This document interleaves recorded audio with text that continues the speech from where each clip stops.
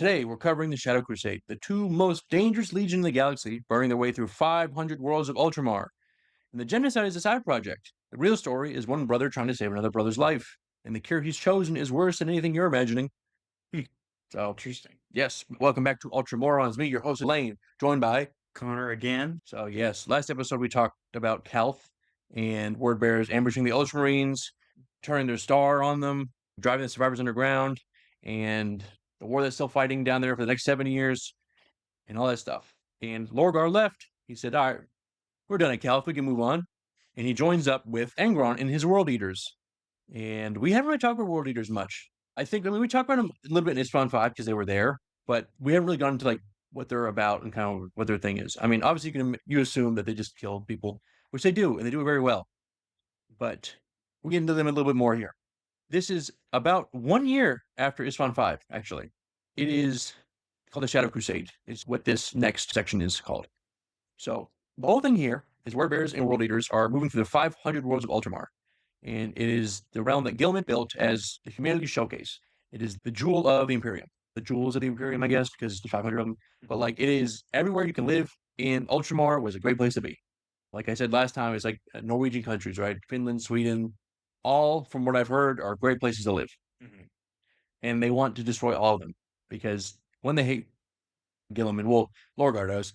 And two, because it's like, if you can destroy like the jewel of the Imperium, then you would have more people join your side, right? Because then like, oh man, this force is so powerful, they destroyed like all our strongest people. So it's also that too, right? It's a propaganda thing. Mm-hmm. And they're not conquering anything here, right? They're not stopping by like, all right, now you guys stay here. It's like, no, it's just scorched earth. Like literally burn it all down and then move on. Mm-hmm. Right. Yes. So it's just straight up genocide. There's no rules about it here. So moving along is the World Heroes flagship called the Conqueror. And the Conqueror is where Angron and Kharn, which we haven't talked about Kharn yet, mostly hang out. So Kharn is, I got him here.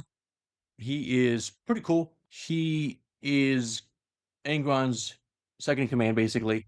They give it like Corfron and Erebus, or I forgot the guy's name, the chapter master from the last episode. Not Marnius Calgar, but like Marnius Calgar, right? Right. Okay. It's like that, right? He's not the chapter master though, but he's close with Angron. So, do these other legions have chapter masters like that? Yes, most of them do. I don't want to say that because I think some don't really adopt that. It's kind of a structural thing, and the Ultramarines love structure. Mm-hmm. So some don't and some do. You might have like Warbearers might have like High Sorcerer or whatever, right? They might have their own version of it. I don't want to say they all do and then be wrong, but yeah. Right. So Angron is very close with Kharn, and they kind of work together.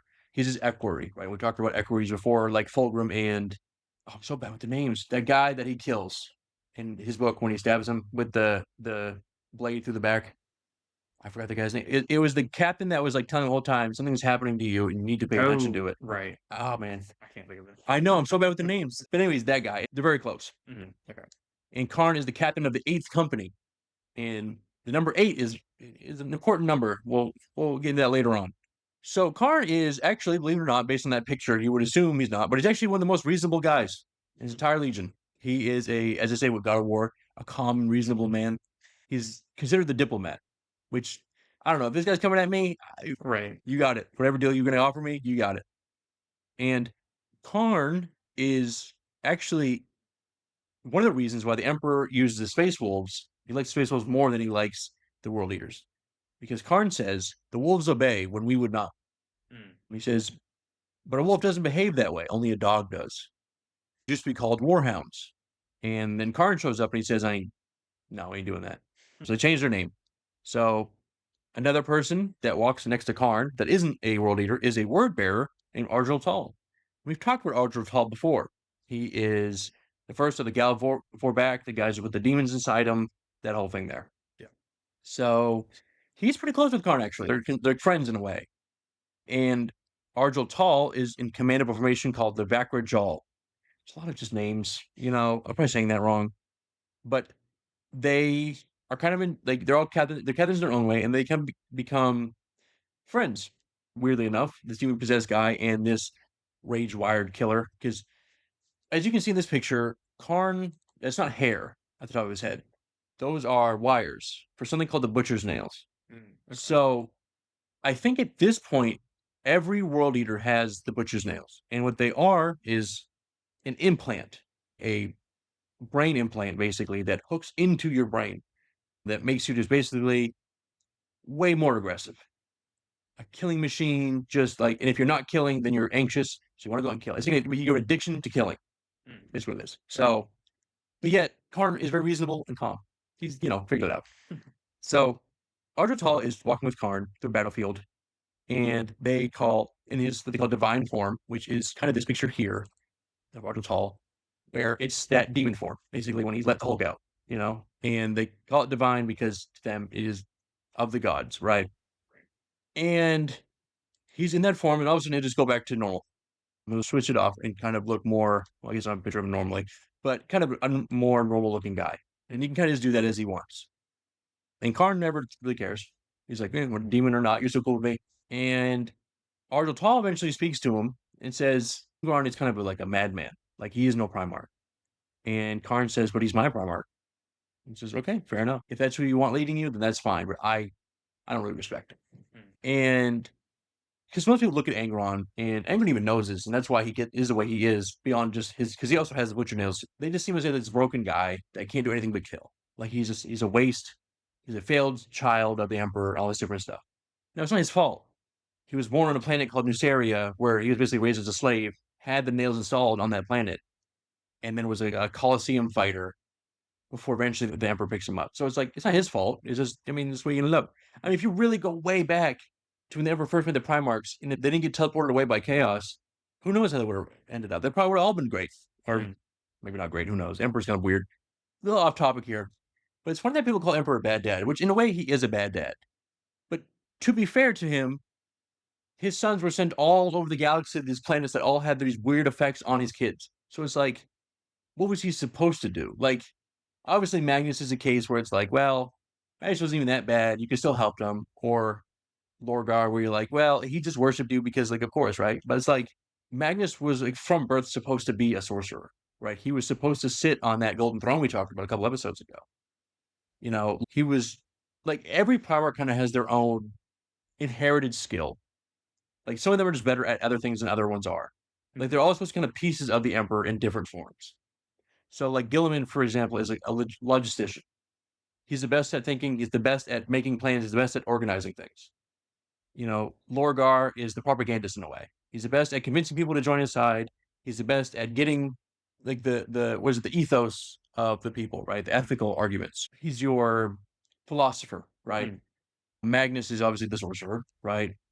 So it's like, they're all different in their own ways.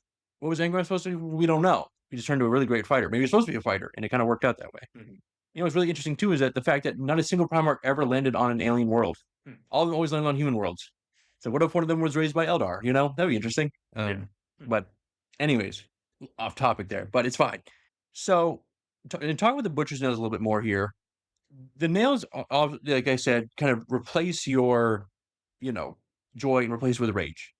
Basically, you only find pleasure from killing, right? And I said that earlier. And these technologies are archaeotech. When we talk about archaeotech, it's Dark Age technology, which means nobody knows really how to build them except for certain people. And even they may not know how to build them, they just have them. So it's like you see those dumb memes of people being like, we don't even know how they built the pyramids. It's like, yeah, we do. But it's kind of like that type of thing, where it's like, we don't even know how they built it. Now, in real life, we usually know people build things, except for, actually, I think Greek fire is one of the things we don't know how they made it. Because apparently Greeks had like a fire that they would use on ship battles, and it was so hot, it would just burn through these ships. It was like blue colored because they put some chemical in it. But they didn't know what chemical it was that made it blue or something like that. I don't know. I'm probably wrong about that, but whatever. But it's like that, right? It's this ancient technology that is very, very valuable and useful. So on his planet, he gets these installed into him, Angron, and eventually he gets picked up. But back then, even, he led a slave revolt against the slavers of his planet on Nuceria. And obviously, it didn't really succeed, just because there's way more not slaves than there are slaves. And he fights this last battle on the mountains. And they're surrounded, right? And they're fighting their way to the last man, right? It's Halo Reach, where the objective is just survive. But for them, it really wasn't. It was just fighting till you can't anymore. And the Emperor shows up, and he says, I'm picking you up. And as the circle's closing around them, all his guys are dying. Angron's ready to die. He gets, whoop, teleport on the ship. And Angron goes, "Huh? What? Wait, what?" And he's like, "Hey, I'm your dad. I'm here to pick you up." He's like, "You left my sisters and brothers down there to die." He's like, "Okay, well, they're not you. I want you." And then ever since then, Angron was like, I hate you. I hate you forever, you know? And also with the nails, they accelerated that hate. So Angron from day one already had it out for the Emperor. Right. So when Lorgar came to him, was like, "Hey, you want to join me and do it?" Yes. Yes, absolutely. I was waiting for somebody to bring it up. Horus too. Horus like, "I'm going against the Emperor." Angron's like, "Hey, no problem. You got it." But he did disagree with the way Horus did things. He didn't like the backstabbing. He's like, "We don't need to be sneaky. We need to just get in there and just kill them face to face like real warriors." Horus is like, "I don't care what you think. When I need you to fight, I'll get you to fight," you know? Right. So no one really gets Angron. He's kind of a problem child. Reminds me of just the D&D barbarian, like always in Always raging. rage. Yes. Yes. And but nobody ever wants to understand the barbarian. Mhm. But the problem with the butcher's nails is that you may think, well, why can't you just take them out? Because if you do, kill them. Mm. Especially Angron. His are so embedded into like the spinal column, basically, that it would like make it brain dead if you took them out. And so it's like you just can't. There's nothing to do about it. Now, obviously, you get enough time to study them, figure it out. Sure, there probably is some way you can do it. But the Emperor didn't have that time, and honestly, he's more useful being angry than he was not being angry. So, and they're also like progressive too. So the problem is, the more you kill, the more they replace your brain. So it's like I said, like rabies. Like once you have symptoms of rabies, you're already dead. Mm. The parasite has already attached itself to the part of your brain that you just can't remove it now, or else you're gonna like kill yourself. These nails are so embedded in there, it's like you're gonna rip out chunks of the brain to do it. So unfortunately, once you already show symptoms of the butcher's nails, well, actually, really, once you install them, it's over. And it also kills you eventually too. It just does so much damage to the brain that you just are dead. But Angron has superhuman biology. So if it also, what makes it even crazier is his brain grew around them as he regenerated. So it made it even worse. So it's like get to a point where like, look, it's just a mess in there. I don't even know what I'm looking at. Mm. And also, like we talked about way long time ago, when Horus got stabbed and they opened him up to do surgery to figure out what was going on, they didn't even know what they were looking at. Like, what is this? This is not a human biology because primaries were made in secret in the lab by the Emperor using some chaos magics. Mm. So you're seeing like weird organs you've never even heard of before. So nobody can fix Angron besides the Emperor because nobody knows what they're looking at if they even tried to like open him up. And also, Angron doesn't want to do that because he's like, "Don't touch me. I'm gonna, or I'm gonna kill you." The world leaders wanted to prove to Angron that they could be just as good as fighters as he wants them to. Because the problem was too, Angron when he got on the ship, Emperor said, "Here's your legion of world leaders or warhounds or whatever he called them at the time." And Angron says, "I don't care.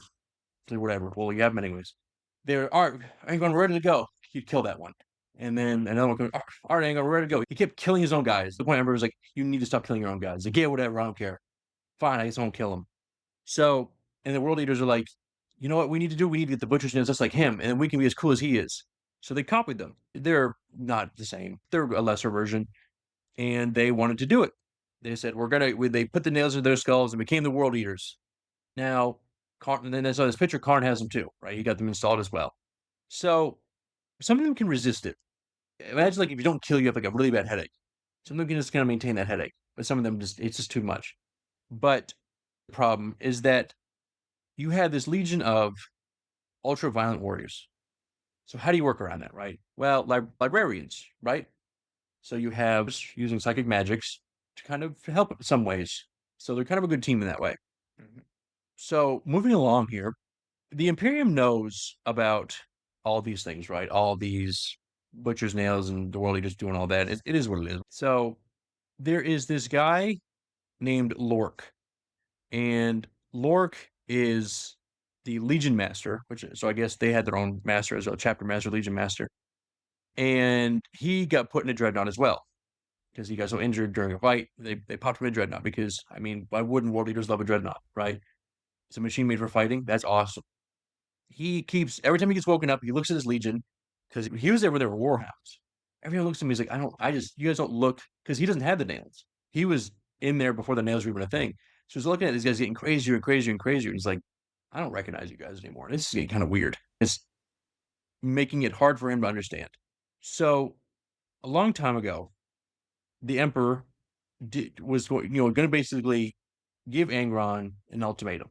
He sent Leman Russ to say, either you stop putting these butcher's nails into your guys, the process gets reversed, and your sons submit to mine for the return to Terra. This is Leman Russ telling him that. Mhm. And everything will be done to the palace to remove these parasitic engines from your warriors' minds. And he was like, do you think you can threaten me and expect to walk away? Because Angron's not going to do it, right? He's like, these are my guys. Like, I'm finally starting to, they see my struggle, I see their struggle. He started to warm up to him a little bit. Okay. And Lehman says, I think there's a good chance of it. Because now, mind you, we talked about Lehman Russ before with Magnus. He is a fighter, 100%. So if you're going to send somebody to threaten somebody, you're going to send Lehman Russ because he can fight. I mean, he broke Magnus's back. Magnus is one of the biggest Primarchs, like almost same height, if not taller than Vulcan. And Vulcan is 9 feet tall. Lehman Russ is like maybe 8 feet tall. I mean, obviously 8 feet tall is huge, but like you pick up a guy that's 10 feet tall and you smash him over your back, it's like that takes some type of effort. Right. So Russ was like, I mean, if we're going to fight, we're going to fight, you know? And basically, Angron starts fighting, and it says he was a god of war, broken, dangerous, and worst of all, unreliable. And Angron says, what happens if you die? And Russ says, win or lose, what matters is making a stand. And then Angron says, oh, you can't say that. You can't turn that against me. Because, right, you did the same thing in Nuceria. Right. But the person he's quoting, actually, Lehman Russ is quoting Lorgar. And Lehman Russ actually likes Lorgar. Like I said, he's kind of a philosopher. Now, he didn't like the whole worshiping thing, but the philosophy is like, you got some good points. So the talk, of course, failed because, I mean, of course it does, right? You're the two strongest fighters. And it's like, go watch a UFC fight. Back in the day, Chuck Liddell versus Rampage Jackson. You think they're going to sit down and play chess? No.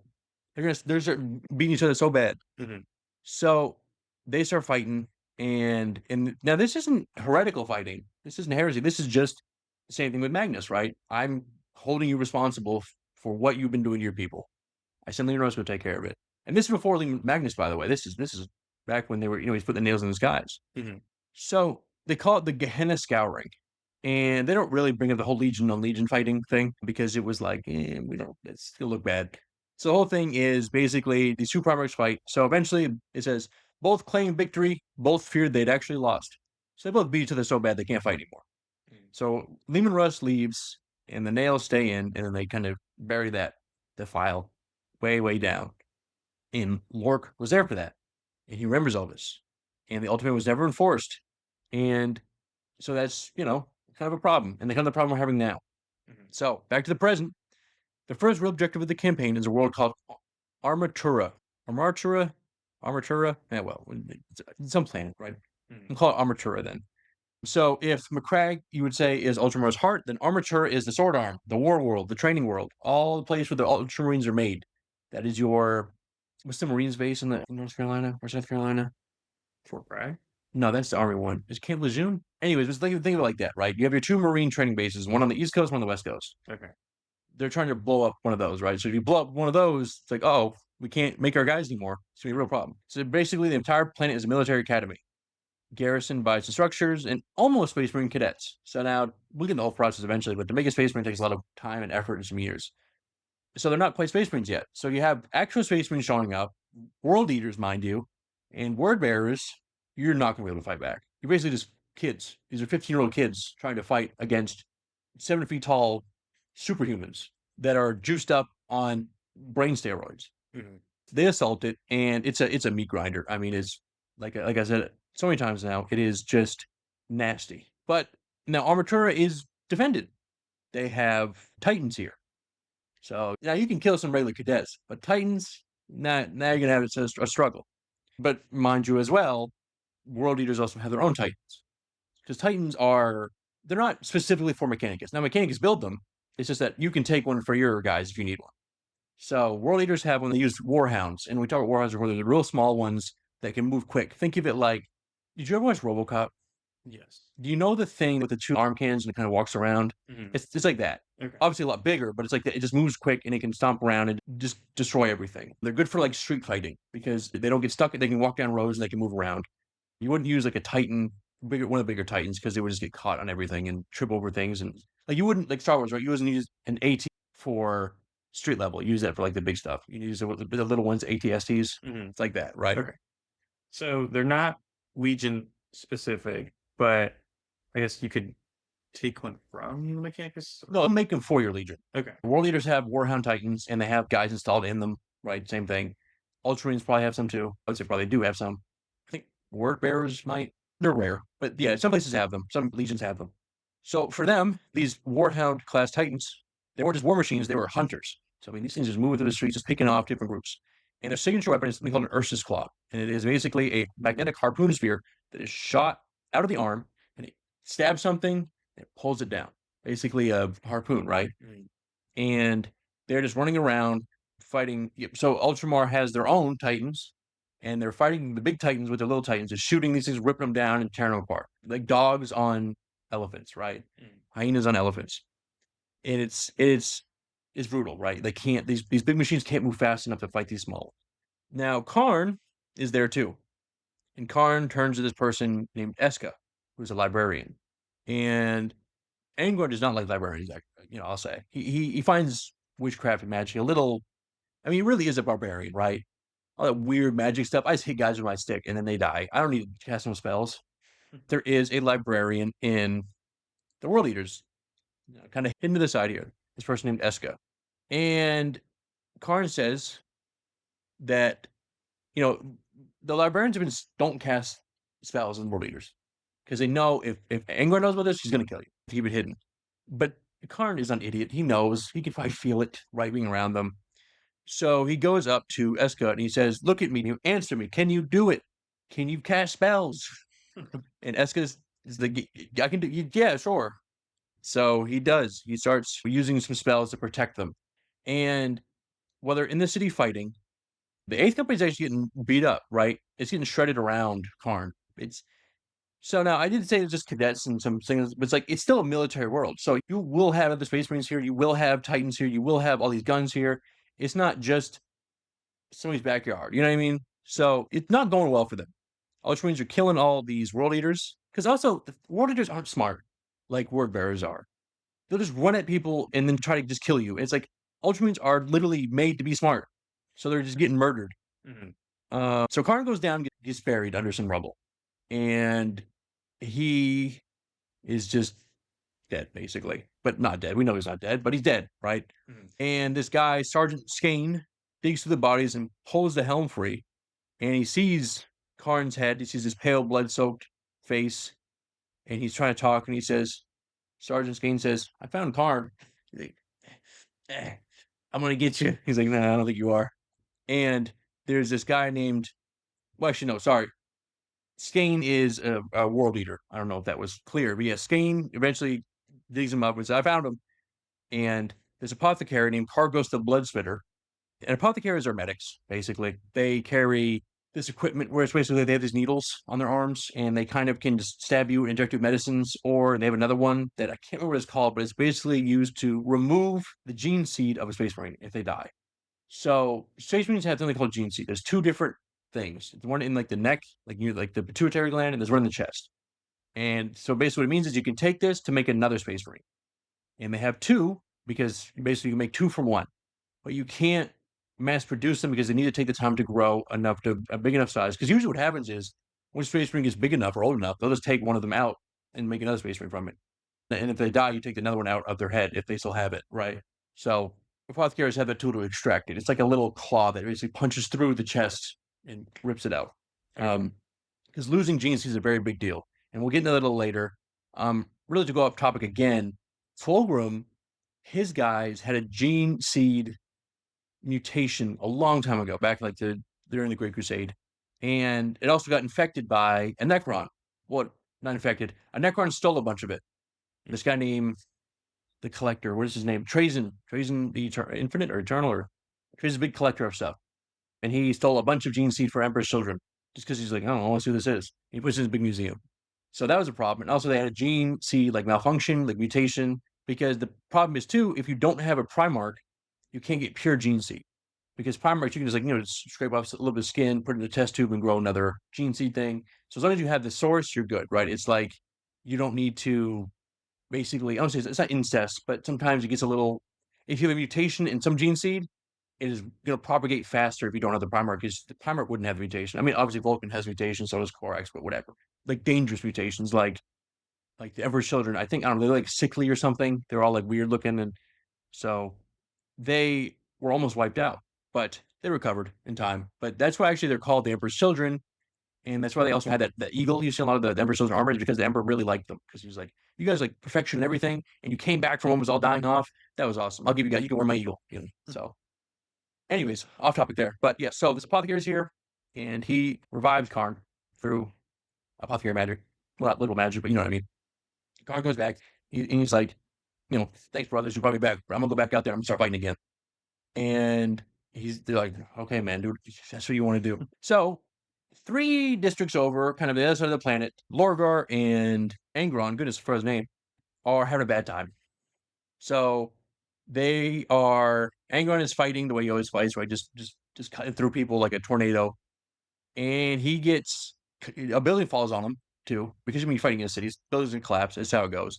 Like basically, another side tangent here, but there's actually a story. I can't remember which one it is, but a lot of buildings in 40K aren't made out of wood. It must be like plascrete and plasteel and plas whatever. Very sturdy, heavy buildings because Space Marines can walk around in them. Wooden structure is not very strong. Right. But there's some like short story where there is one Space Marine wearing Terminator armor, and Terminator armor is super massive heavy. It's like 4 tons. And there are these like rebels in the building. And the guy, the Terminator, like, I'm gonna go get him. He's running to the building, and the floor is it's a wooden building. So he falls through the floor and crashes down in the basement. He's like stuck. He's like, brothers, help me. I can't get up. I've fallen. I can't get up. And they're like, they had to get like a crane in to lift him out. And it was a whole thing. So yeah, most buildings here are one pretty heavy. So one of them falls on Angron and he gets trapped in the rubble and he's trying to dig his way out. And Lorgar is like, all right, let me help you. Goodness, idiot, just crashing into buildings like a big meatball. And while he's doing it, this god machine, this Titan, catches Lorgar out in the open and says, oh, you're mine. I got you. And this Titan is a big Titan. It's not just like a regular warhound. And Lorgar has to fight this Titan. And now, a Titan, I don't know how many times I can say it, like, they could probably kill a Primarch. Like, they're god-killing machines. That's what, the Mechanicus worships these things. They see them as, like, symbols of the Omnissiah's will, So, he's trying to fight it. And at one point, this Thunderhawk gunship is trying to just do a little drive-by and burn him up. And he throws his Crozius, which is basically, I think you've seen some of the pictures, it's that staff with the book on top. He has it, and he throws it to the windshield, and he raises his hands up, and he tries to basically use this force to crush the ship from inside out by using the Crozius as like a magnetic thing. And he's trying and trying, but the Ardentor doesn't want him to do that. So it shoots his plasma cannon right at him, and it just cooks his whole body. He's standing there just, oh, that hurt. And his arm is like totally skinless. It's cooked bloody, weeping words, and he's like just sitting there like, oh, wow, that was really painful. And he goes, it's walking over to him. The Titan is going to stomp on him like a bug. And then as he goes to stomp on him, Angron catches the foot. Now, hold on. I'm just going to show you a picture first, kind of what we're talking about here, because I don't want you to misunderstand how big these things are. I don't have a picture in my usual notes, but I'm just going to pull it up here. So that's normal Warhound ones. They're kind of smaller. But this is, the Dentor's the name of the thing, but this one, where is it? Is it not loaded very well? This is the picture that you would see. I should have had it ready, but that's Angron catching his foot. This thing is, it's the Iron Giant, right? Like, he's catching it while Lorgar is sitting there cooking, looking like, looking real unwell. And obviously he helps with his magics a little bit because he's not dead yet, but he's in a lot of pain. Right. So he catches it and it's crushing him into the ground. It's just like trying to hold it up because it's like superheroes, right? And it's literally counts 30 beats of his heart is how long he holds it before Lorgar has to like help. So Lorgar is crawling away now. Yeah. So wait, don't kill me. Pick me up. I got ray gun. And these Warhound Titans show up and save the day, right? They attack the Titan, so they shoot the claws at it, pull it away, so it doesn't, gets distracted. Lorgar is sitting on the ground, half his face is like cooked off. Basically, it says like wax trails on a half-spent candle. And Angron looks at him and says, "You dying?" And Lorgar says, "I might be," but they're kind of having a good time though. 2 brothers just hanging out, just doing stuff. And there's kind of a weird feeling Angron gets in his little hearts there. He feels a little bit of friendship. He's like, "Oh, you get it," And Lorgar basically tells him, he's like, "I sought to save you and to unearth you from that burial." And Angron, who really doesn't like Lorgar that much, he says, "Are you lying to me? You try, like, I need your help." And Lorgar says, "Be that as it may, I thank you, brother. Thank you for stopping the Titan." And then he's like, I still don't like you, but you know what? Maybe you're not so bad after all. So, with Lorgar, being about to be stepped on by this Titan, would that kill him? Probably. Okay. Yeah, because it's just, especially since he was already so cooked from the plasma cannon. Right. Yeah, I mean, if he wasn't, he probably would have put like a force field up or something and blocked it. But no, that was probably gonna be the end of him. Imagine that, right? A primer getting killed by like a regular human, basically. Because these are just, I mean, not humans, but usually actually Titan crews are humans. They're usually using Space Marines and Titan crews because it's like you don't really like one. It's just the interface is easier sometimes for humans, and also Space Marines kind of too big to get inside the little tiny thing. So Right. yeah. So the Conqueror is up in space, and the Ultramarines are like, I have an idea. What if we go on the Conqueror and just blow it up from the inside out? And they do. An entire company of Ultramarines goes up there. Basically, hundreds of the finest Space Marines are up in that flagship causing havoc because all of the world leaders are down on the ground, and Lorgar are too. So who's going to defend it? It's classic Hannibal in the Alps, right? If all the Romans are down here killing us, well, what if we just go around and kill Rome? And that's what they thought. So they basically say they're getting boarded, and there are these warriors. They're supposed to be, they're called the Triari. And there's this guy named Centurion Delveris. When he's like, we should be sitting on the ship. Let's go down and fight, right? So he left the ship. And there's the captain. Her name is Saren, and she's pretty cool. She does a lot of cool stuff later on. She's a regular human, mind you, and she deals with world eaters. So she's pretty tough. She calls him and says, "Where are you? Why are you helping?" And he says, "Delvaris and the Triar aren't on board, ma'am." And she goes, "Oh no." So, because like I said, world eaters are not very smart. There's a reason you're on the ship waiting, and they're like, "Yeah, we get on there, we're getting the glory. Think of it." So Ultramarines are up there causing real bad problem. So what Lotara Saren has to do is basically fight the war by herself up here. Not fight the war, but defend the ship herself. And she is trying to organize things and trying to basically slow down the Ultramarines enough that warriors can get back on board and help. And she does, actually. Her and some people fight the Ultramarines back enough that the Legion will get back on there. And she is very pissed, though, reasonably, because she's like, why would you do that? Why would you leave us up here to die? Delvaris returns, and it says, Lotara drew her las pistol, took aim, and shot a World Eater's captain in the face. Because that's how mad she was. She just right his dumb face. And it's a las pistol. So he hits him in the face and he goes, "Ow, why'd you do that?" And she, because I hate you. That's why. And he's there. Okay. Whatever. Fair enough. So, and they kind of get right in her face and like, "You're gonna do something else about it?" Obviously, get her face means like they have to kind of look down. And so, right. They look down like a child. And she doesn't flinch. And like, yeah, all right. But yeah, now if she shot really a bolter, that'd be different. Probably turn his brain to mush. But it's a las pistol. It's like me hitting you with like a really hot laser pointer. Like, hey, we'll do that. It's like a bee sting, Right. But yeah, she's tough. She's very, very capable and smart, and people need to listen to her, because she knows what she's doing. She doesn't have the butcher's nails. She's not an insane person like the rest of them. Yeah. And so she's a regular human. Then how does she defend against 100? There were other people it wasn't just her. It was other people on board were helping, and just knowing the ship better, knowing like where defenses are, just kind of being smart. That's what she has to do because she's the smartest person on the ship, because everybody else's brains is turned into mush from the wires. Right. So yeah, she's very impressive. But like I said before, the power scan is a little funny because like really 100 Ultramarines can't kill some humans. Like, nope. They couldn't figure it out. Yeah, that's what I was thinking. I was like, are you sure about that? Okay. I mean, there are probably some other Space Marines on board, possibly. I'd have to go back and look. But definitely, it wasn't the Triari who were there specifically to defend it from invaders. Right. Okay. So, moving along here, we have, later on, you have, everybody gets back on board the ship because they kind of finish up destroying this Armatura. So Lorgar's back on ship. Everybody's back on the ship. Lorgar's getting all healed up because he's very crispy right now. And there's something that the world leaders have that is called the fighting pits. It's basically, for them, it's a cultural thing. Think of it. I mean, it's Angron's, right? Coliseum pits, fighting pits, right? And also going back a little bit too, spaceships in 40K aren't small. Like they're not just like little, like almost like Star Wars size spaceships. Like these things are flying cities.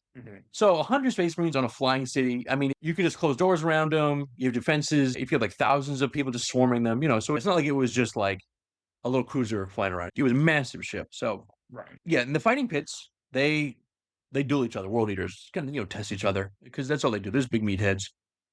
They basically go in there without armor, naked, basically maybe a loincloth, but they don't really care about that because Space Marines don't really have. I mean, they have the.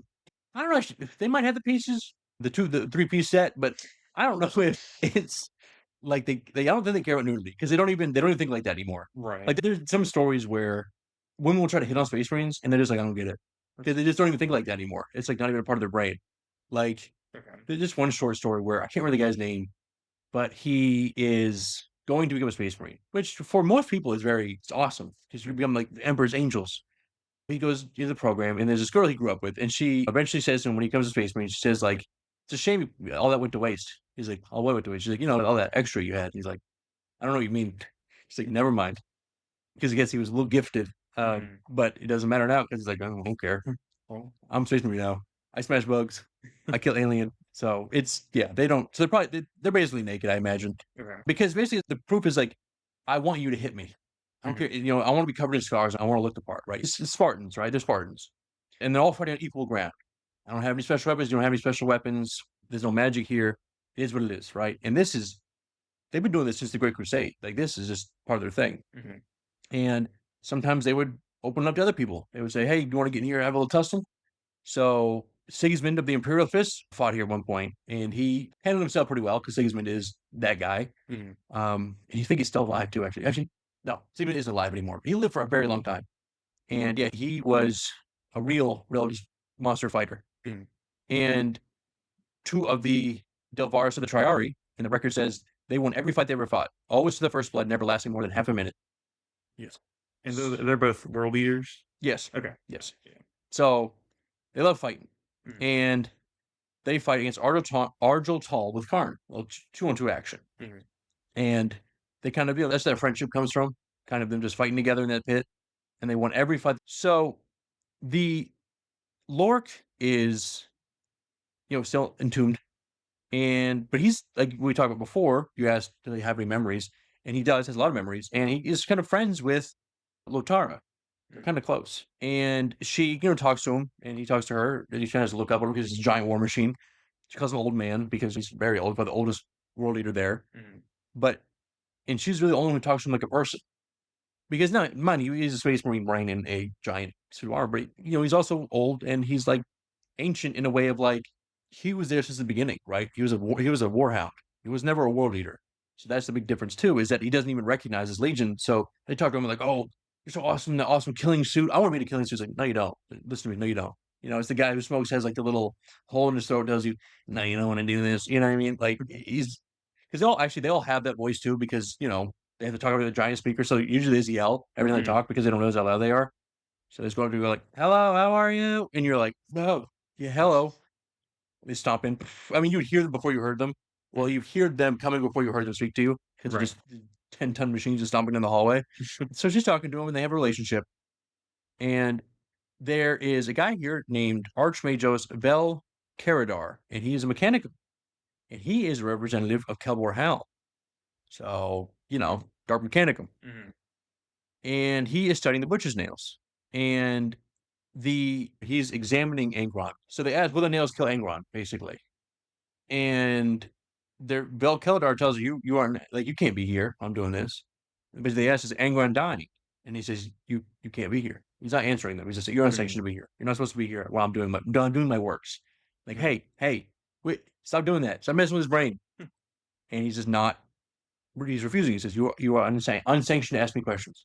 Because they're not, one, they're not Mechanicus. Two, she's a shipmaster, but she's also human. And three, that was part of Horus's deal. You don't have to answer to anybody else anymore. So he's like, well, that was part of the deal. Obviously, here's what it is. Right. So they just keep asking them. They're not going to leave him. So Lhorke says, the Primarch stands on the precipice and a reckoning is long overdue. Basically that he is going to, like, it's only going to get worse for Angron as time goes on. And something bad is going to happen because of it. And during the Spoilers campaign, Kharn finds something called Gorechild. And Gorechild is one of the paired chain axes Angron used to use. He had two of them, two big chain. You see in the end of this picture of him sitting with his guys. These two big chain axes, and a chain axe is like a chain sword, but it's an axe. One of them with Gorechild, and the teeth broke on it, so he threw it away. I didn't want this garbage anyways.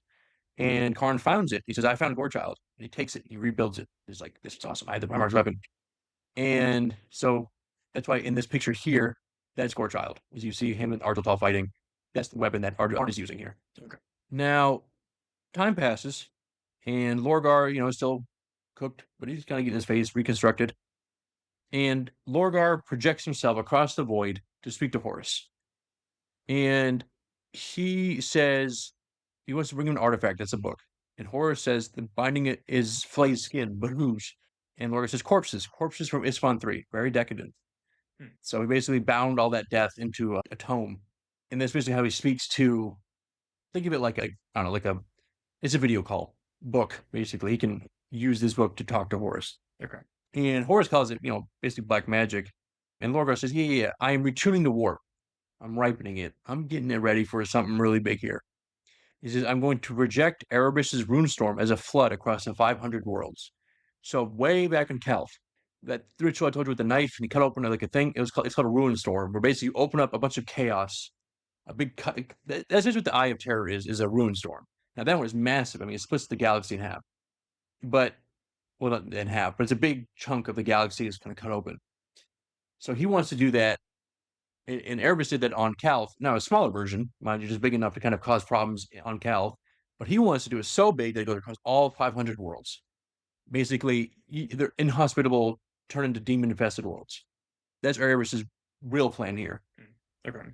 And he's like, I'm going to juice it up with more death. He says, as we move all across these 500 worlds, it's going to give it so much fuel, it's going to be like too big for anybody to do anything about. Basically, cut off almost be bigger, honestly, than the Eye of Terror. That's his plan. Now, that's a big plan, but hey, he might make it happen. So Erebus is totally on board with this. He's like, let's do it. But he also says, I do it because I want to save Angron because he's my brother Horus. He's like, it's not just about killing and doing all the torture stuff. But it's like, Angron, his condition is definitely getting worse, and he's probably going to die eventually from these butcher's nails. So I want to figure it out for him. And basically, because that guy wouldn't tell Lotara and the Dreadnought, he told Lorgar basically, yes, they're going to kill him eventually. Like that's the truth of the matter is that they're so far in that they can't come out. Either they're only going to get worse, and eventually he's going to be brain dead.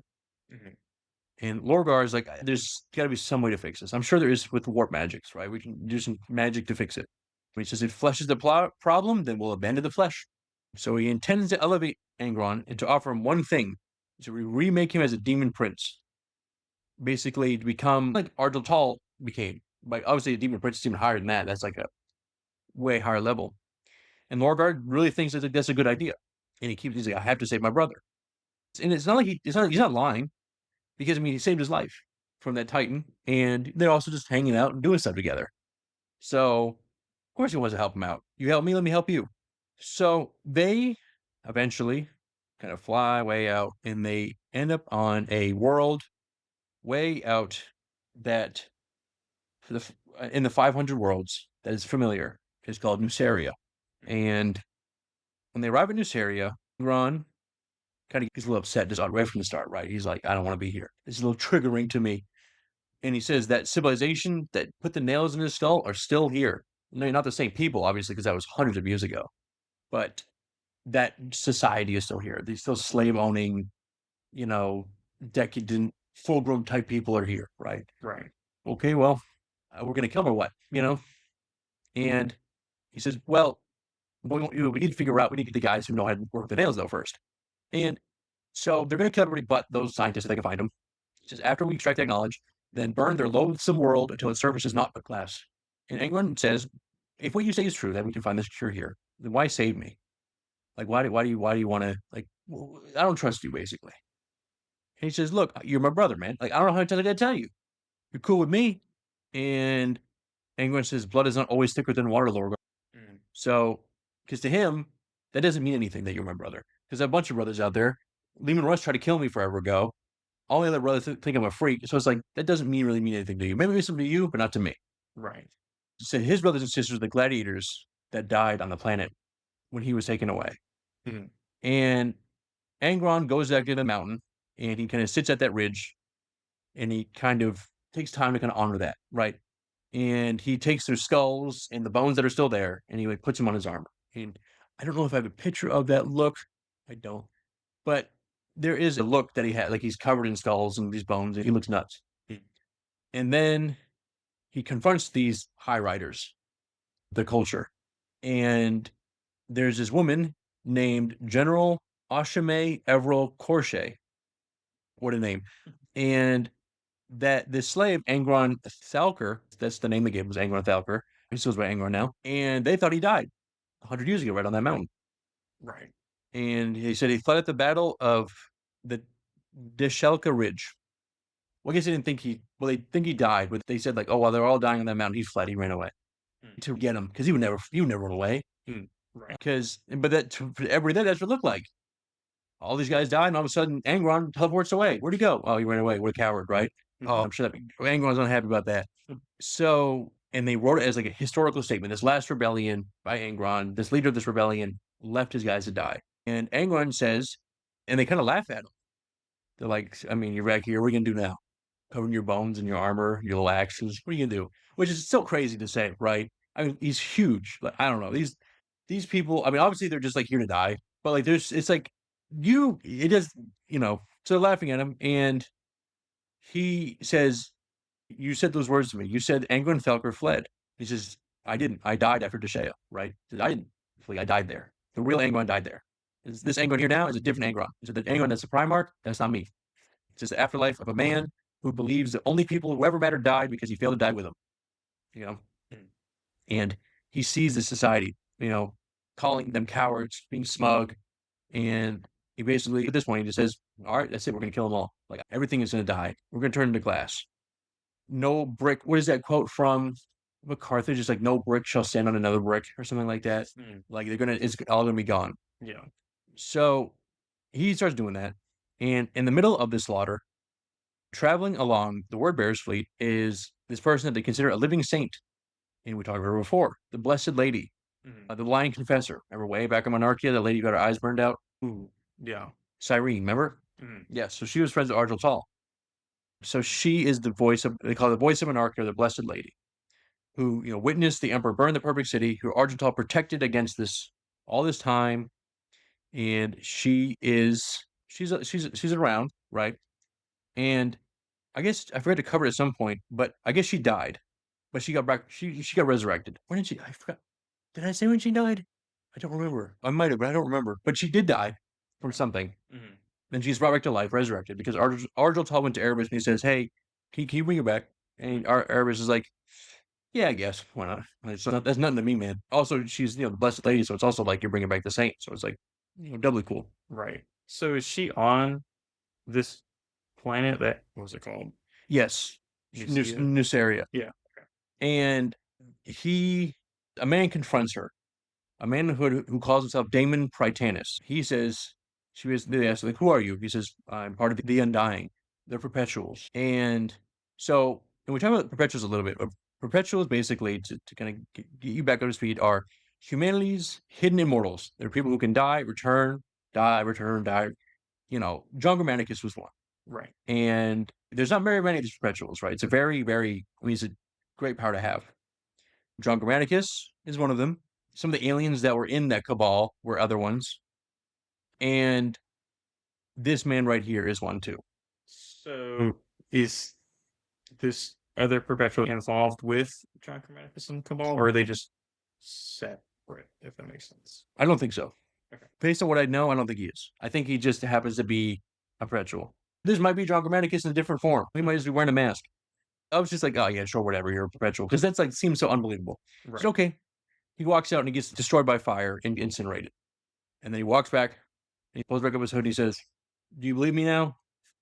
If I read ahead of my notes, yes, he is part of the cabal. Okay. I don't know why I didn't. Sometimes reading is good and you write a lot of notes, you forget things. But yeah, so they sent him here with one task, and it is for Cyrene. Okay. Because she is not supposed to be alive again. That's bad news. You bring back people that should be dead. So the Cabal wants her dead. And so she dies. It says Cyrene is dead, her second breath taken. She dies again on Nuceria. And Argel is just really upset by this, right? Because he finds her dead again. He's like, oh, am I not allowed to have anything good in this world? But he does have one good thing. It's his friendship with Kharn. So Kharn and him are kind of just doing some fighting on Nuceria. We're going to talk about somebody else a little bit here. So Guilliman has arrived. Guilliman says, I didn't forget. You're not getting away from me. So he's very mad. And he arrives in Nuceria with a bunch of Ultramarines with him. He's like, it is not you're not going to just beat me up and get away with it. So he catches both traitor legions on the ground and they're fighting. And it's this big battle in orbit and on the ground. And the Conqueror is fighting with Lotara still in thing at the front, and she is handling herself pretty well. Now that she's getting destroyed, but she basically starts figuring things out, and she says, we need to repel the bombardment at all costs. Because she's like, the Ultramarine battle barges will destroy this planet, right? Because obviously they did it with Monarchia, and they're going to do it again. They'll blow up Angron and Lorgar if they have to on this planet. Right. She is like trying to figure it out in space, and then back on ground. Finally, the world leaders their nails are activated, because now they can really fight Ultramarines, and Ultramarines want to fight them. It's not sneaking up. It's not sneak attacks. It's not no funny business. It's warriors fighting, and that's what world leaders love. Right. So eventually the Primarchs come face to face, and Guilliman says, my brothers, what a sorry sight you've become. And Lorgar still hasn't fully healed up. He's still a little crispy. I mean, he's definitely doing better, but he's a little crispy. And he says to him, always the teacher. It grieves me, but this is necessary. Rute, however you say his name. And now Lorgar can't keep up with Guilliman, especially now that he's all crispy. It's just, the duel is one-sided, right? And Guilliman is beating Lorgar down. He's just beating him, and he's about to kill him. But then all of a sudden, he hears a sound coming behind him. He's revving up with chain axes, and Angron smashes into Guilliman like a torpedo. And then he's always fighting 2-on-1. And I wish I had the picture of it. Let me see if I can find it. Here's the picture. It's a little blurry, but that's kind of the picture. These two guys are fighting. And he's holding his own, actually, because you got to think, Lorgar is mostly magic. Like, he's still a good fighter because he's a Primarch, but he's not, like, if Guilliman 1-on-1 versus Lorgar is dead, that's just how it's going to go. Right. Now, Angron's a great fighter, mind you, but Guilliman is prepared. He has armor on, he has power sword, he has lightning claw, he's ready to go. So Angron is kind of degrading Guilliman in his fighting, because remember, World Eaters weren't at Calth. So this is the first time in a long time World Eaters, they've been wanting to get Ultramarines for a while, and they can finally get them here. So Angron has been saving up this whole spiel that he basically tells them, right? His whole thesis. He says, you're everything that the Nuceria masters are. He says, every time I look at you, I see those guys. And he says, true honor is resisting a tyrant while everybody else is going fat on its hypocrisy. And Angron tells Guilliman, you know nothing of honor. It's kind of funny. Guilliman is considered the most honorable of all the Primarchs, but whatever. And Guilliman says, you're still a slave, Angron, enslaved by your past and blind to the future. And he basically strikes across Angron's breastplate, and the chain of the skulls shatters, and the bone shards, and everything falls apart. And it's kind of symbolic, right? Because this family that he's put on himself, these skulls, Guilliman breaks it apart. And at that point, there is no taking it back. And Lorgar kind of just looks at the ground and he withdraws. And he's like too depressed to fight. Because he's kind of like, he's finally realized, this is all I do. And then it's like, I gotta go, And then Lorgar's like, wait a minute. And Lorgar keeps fighting Guilliman. So, at this point, all this killing, all this murder, something begins to happen. The sky above Nuceria tears open and the storm pours through. The book says, ghosts of 100 murdered worlds begin to rain blood on the dead city. Every world tortured, basically powered up this thing. And as Angron is leaving, he rises. He's caught by this storm. And the gods accept Lorgar's offering. This wasn't Angron's offering. Angron never agreed to this deal. Lorgar did. Because you could take him. So Angron begins to change. Bones cracking outward. His wings come out of his back. And he is remade as an immortal demon prince of the blood. Now the nails will never kill him, because nothing can. I'll show you kind of a picture of what that looks like, because it's very cool. If you look up pictures of Angron, this is kind of what you see now. Let me get a better picture here. Maybe this one. Yeah. He's a straight up demon. He's got that going on. There's no going back from this. So, because usually it looks like this is in with the bones, like I was saying, all this stuff with the golden armor and all that, looking real cool.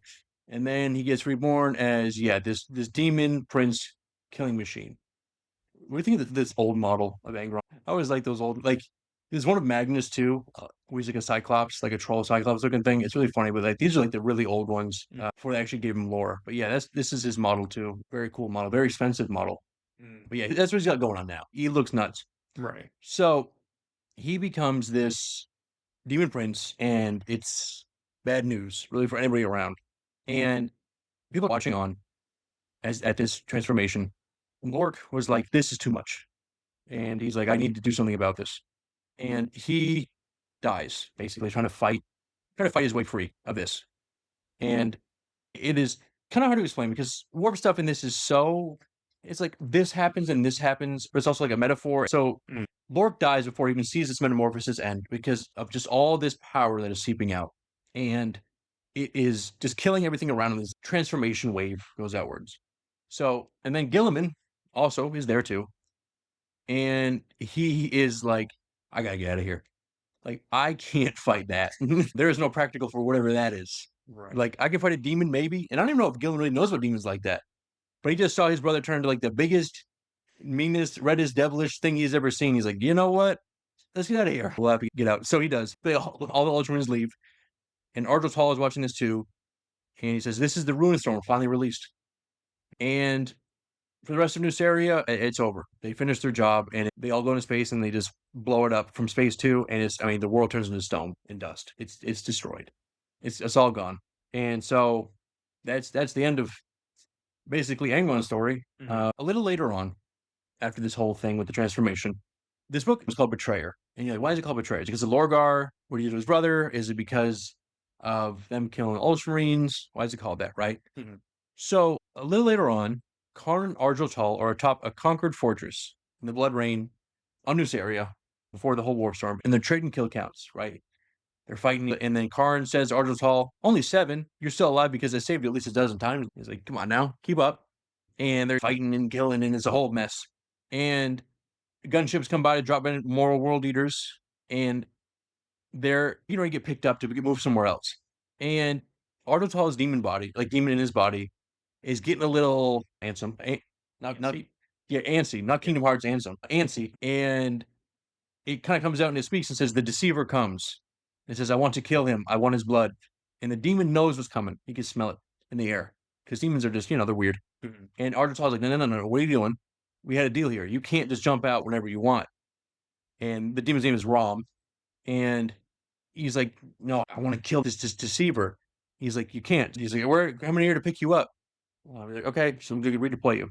So Erebus takes out this ritual knife, engraved in this Ezian script, which is the script of Colchis or Colchis, however you say their planet's name, that the word bearers are from, or some of them are from.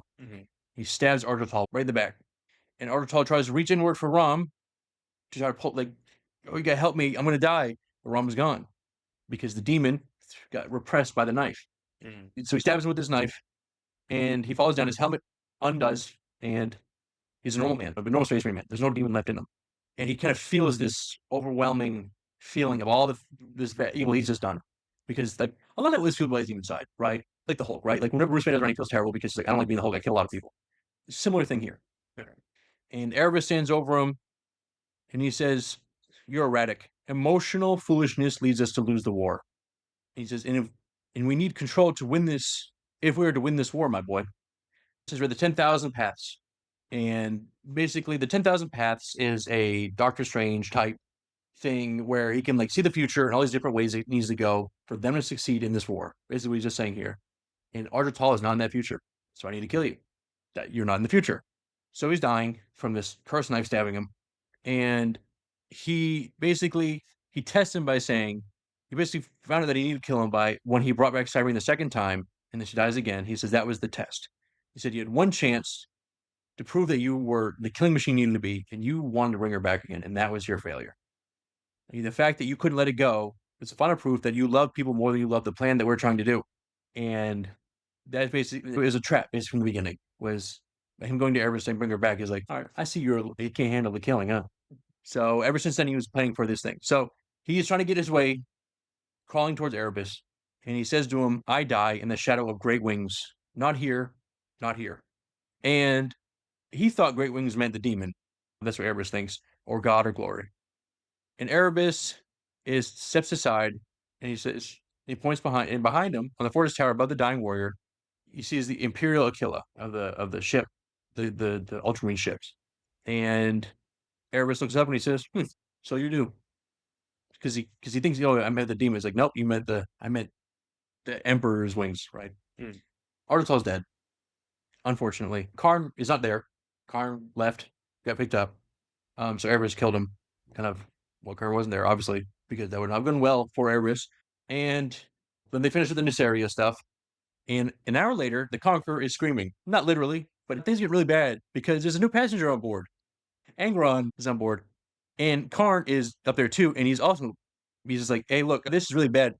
Angron is killing things. And also, him just being a demon is causing a lot of weird changes on the ship.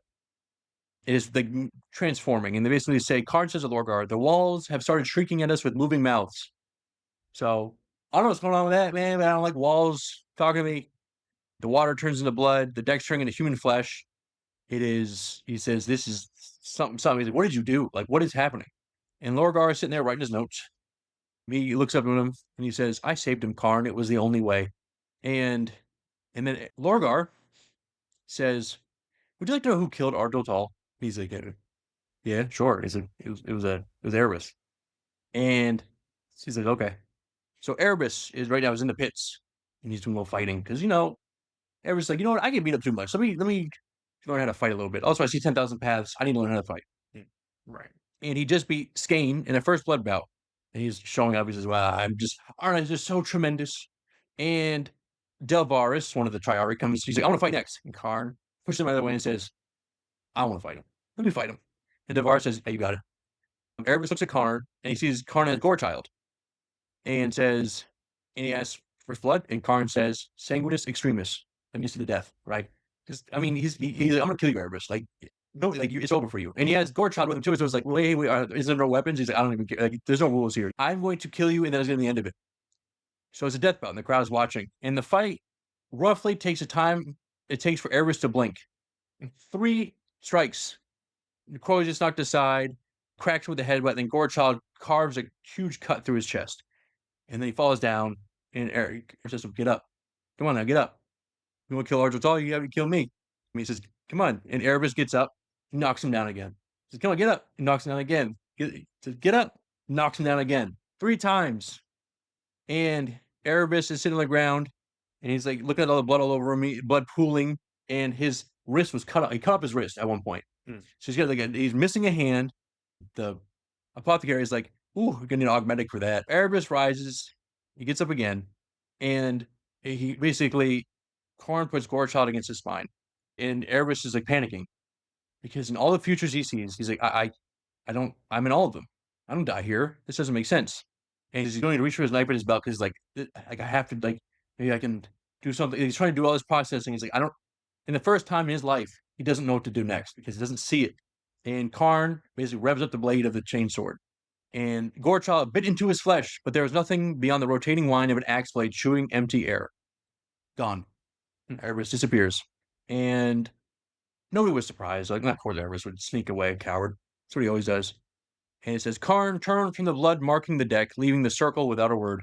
So, he didn't get what he wanted, but he still hurt him pretty badly. And an hour later, he's walking through the Conqueror, and behind them he hears bone steps, sticky with drying blood, leading up the dark, where his father now broods. What was his father now broods, or what is his father? And he says, look, maybe you shouldn't go in there. It's real bad. And Kharn basically tells him, long ago, Kharn says this, when a newborn legion received a maddening demigod none of them could approach, they sent one captain to face him and talk him down. And it was Kharn that did that. And we'll get into it eventually all when we talk about like all of Angron's story. But there's a point where basically when he was killing all of his guys, they never told him to stop. Angron says, whatever. And he left, takes the ship and flies away by himself, way on the galaxy. And everyone said, oh my God, we need to go get him back. Like, we can't just have him out there. So he keeps sending guys to him and he keeps killing him. So, you know what? You always like Kharn. So he sends Kharn down there. And basically, he says, Kharn will kill you. And Karn's like, okay, then kill me. And everyone's like, what? You don't care? He's like, looks like I'd like spend time with you or something like that, right? It's a real nice little scene. And it's eventually what Kharn kind of gets Angron to kind of get back on board. So, and Kharn says at the foot of the steps, he says, yes, I do. I've done it before. So I can handle this. I can handle this. And he goes to talk to Angron, and that's where things end. You don't know what happens next. So where we leave off basically is Argel is dead, and Rom basically warned him, but he didn't know what it meant. He said, I want to kill a deceiver. The deceiver's here. I don't know. We mean deceiver. We mean Erebus, because Erebus is the betrayer, right? Erebus is the nasty guy. Erebus escapes from getting his beat down. The Shadow Crusade is over, and the Ruin Storm is open, and Angron is transformed. A lot has happened here. Do you have any questions? Yeah, maybe it's kind of getting into whatever happens next in the story. Is Angron gone at this point? Okay. It's kind of like Fulgrim. Yeah. That's the end of his story. Okay. There is no coming back from this. I mean, at least Fulgrim has somewhat of a chance because Horus says, hell, if I can figure that out and get you out of your own mind. Angron is basically dead. And he transformed into this because Fulgrim is possessed, whereas Angron is transformed. So it's similar to what the Word Bearers do, but it's like permanently Hulk. He can't ever switch off the Hulk mode. Right. And also, it's like he just doesn't know how and he can't, So yeah, no, Angron's gone. Now Angron still is a character later on in things, Fulgrim is, but he is not the same Angron before. From this point on, he is Demon Primarch. Totally. I mean, he really is the first Demon Primarch you see, because now Fulgrim is a Demon Primarch too, but he doesn't transform. He's still Fulgrim with all that look, but this demon form with the wings and the red and all that stuff, they call him the Red Angel. That's kind of gone forever. Okay. Yeah. So are they able to, this is where it might get into whatever happens next. Are they able to reason with him, or kind of a lot less than they used to be? He's kind of just a weapon now. Yeah. But it's not like he just like runs through the ship. Like it says at the end, he's like in his chambers, like just doing whatever. So it's not like he's like running the ship, just killing everybody. You can still talk to him, but it's like at this point, it's like there is not much of reasoning left in him. He is a demon as much as a demon can be. It's like kind of like Fulgrim, but obviously Fulgrim's demon was a Slaneshi demon, right? And they're more about like that whole thing. Whereas he is a demon of Khorne now. Yeah. And Khorne, it loves killing more than anything. Because like obviously, right? Obviously Khorne will pick him up because he's like, you're basically already there. So let me give you a little extra. So no, there's definitely sometimes they can still talk with him. And I guess it kind of leaves off in the cliffhanger a little bit there where it's like, oh, how does it go? Does he kill him or what? No, he doesn't kill him. But yes, he can still somewhat be reasoned with. Barely, but somewhat. Okay. And now he's like a super powerful weapon. Right. It's the Avengers Hulk, right? At least Red Hulk, right? So yes. And then, so I don't know, with Erebus and Kharn kind of fighting, and like, I don't know, I'm guessing that doesn't turn world eaters against the word bearers. Is it really just those two that are? World eaters don't necessarily like word bearers because of sorcery, right? But they work together just because they have a similar cause. And you'll see a lot with the traitorous legions is that they work together because they both have the same, like Alpha Legion. They only do what they do because they know that never needs to lose for the warp to be destroyed.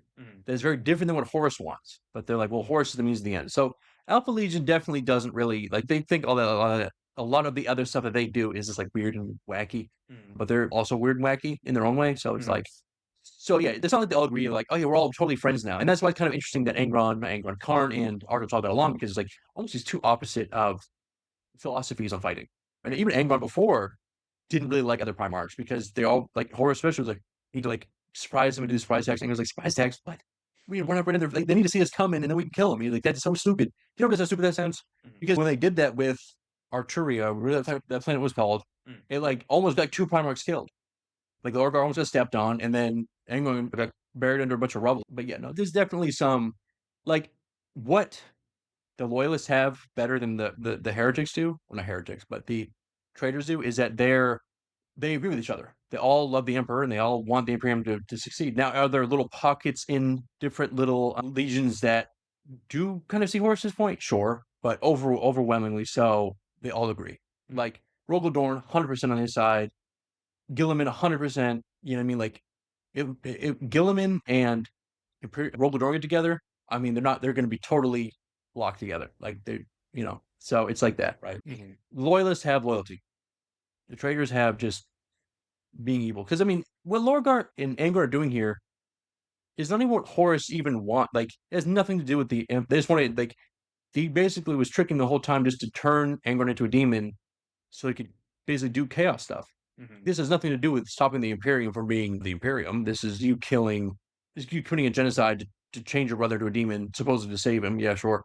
And then, because you got to think about it too, when Horus gets to that point where he's going to have to, let's say he wants to take the Golden Throne, then you have a giant warp storm off in part of the universe. It's like, how are we going to close that? That's a really, real, because demons aren't on your side. You know what I mean?